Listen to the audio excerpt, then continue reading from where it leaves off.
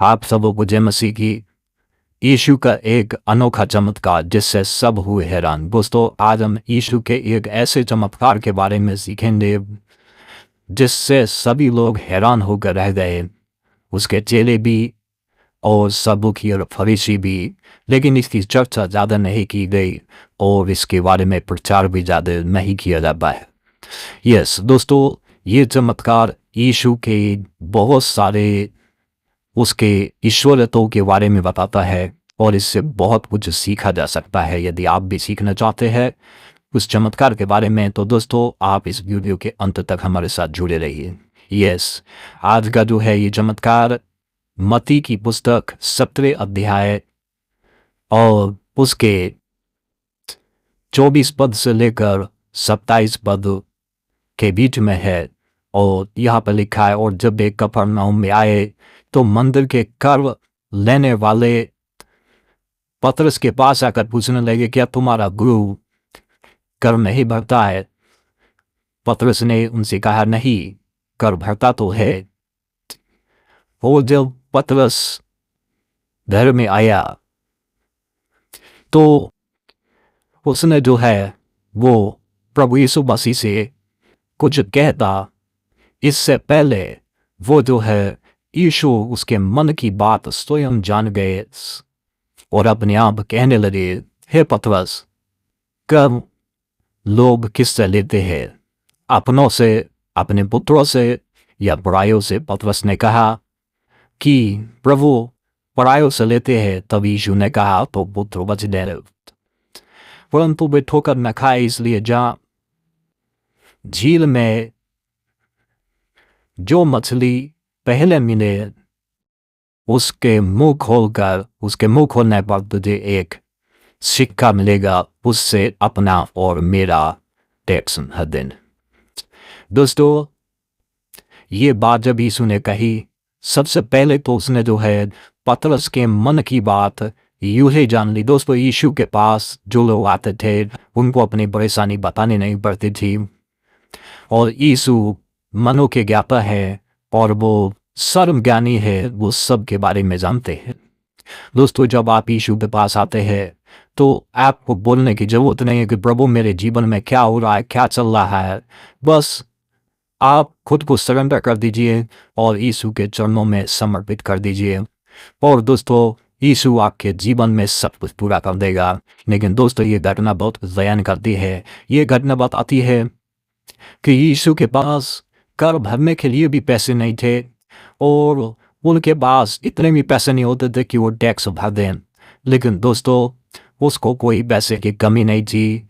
यहाँ पर एक ऐसा चमत्कार हुआ जो वाकई में आश्चर्य करने वाला था। जब यीशु पतरस को बोला कि जाके झील में मछली पकड़ और जो पहली मछली मिलेगी उसके मुंह में तुझे सिक्का मिलेगा, उसको निकाल ले। दोस्तों, यीशु को कैसे मालूम कि उस मछली के मुंह में सिक्का है? वो पहली मछली के मुंह में ही खोलने पर सिक्का मिलेगा। दोस्तों, अब सवाल उठता है, क्या सभी मछलियों के मुंह में सिक्का थे? या पतरस को जब यीशु ने बोला कि उस मछली के मुंह में खोलने से तो ये सिक्का मिलेगा और जब पतरस ने खोला उसके मुंह में सिक्का मिला, तो दोस्तों कमेंट कर दे बताइए कि पतरस ने बाकी दूसरी और तीसरी मछली के मुंह में भी सिक्का ढूंढने की कोशिश की होगी?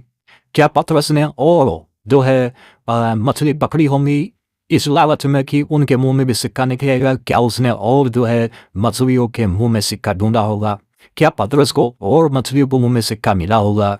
दोस्तों, नहीं, ऐसा नहीं लिखा है कहीं पर भी। परंतु उसी मछली के मुंह में सिक्का था जिसके विषय में यीशु ने कहा था। दोस्तों, तो अब सवाल आता है कि एक ही मछली के मुंह में सिक्का क्यों था और बाकी मछलियों के मुंह में सिक्का क्यों नहीं था?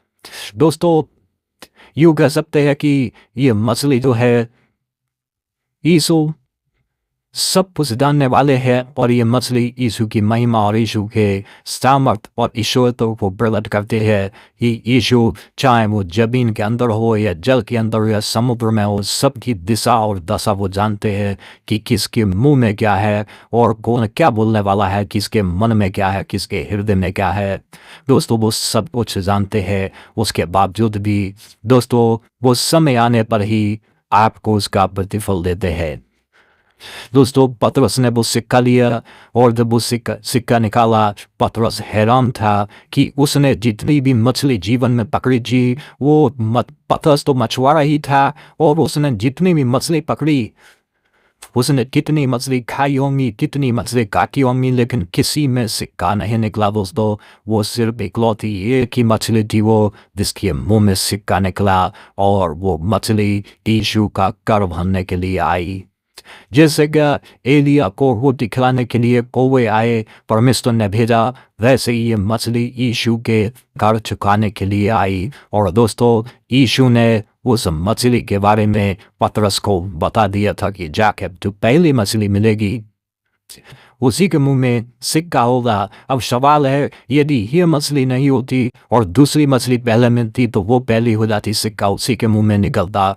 और दोबारा जब पतरस ने और मछली पकड़ी तो उसके मुंह में सिक्का नहीं मिला। दोस्तों यही वो सबसे बड़ा चमत्कार था कि यीशु सब कुछ दे सकते हैं, तो वो चमत्कार करने वाले नहीं, आशीष देने वाले भी है, धन दौलत और रुपया और पैसा देने वाले भी है। दोस्तों यीशु के साथ बने रहिए और इसका और अधिक गहराई से ध्यान करिए। दोस्तों हमारे साथ जुड़ने के लिए बहुत बहुत धन्यवाद। मिलते चलिए किसी नई वीडियो में।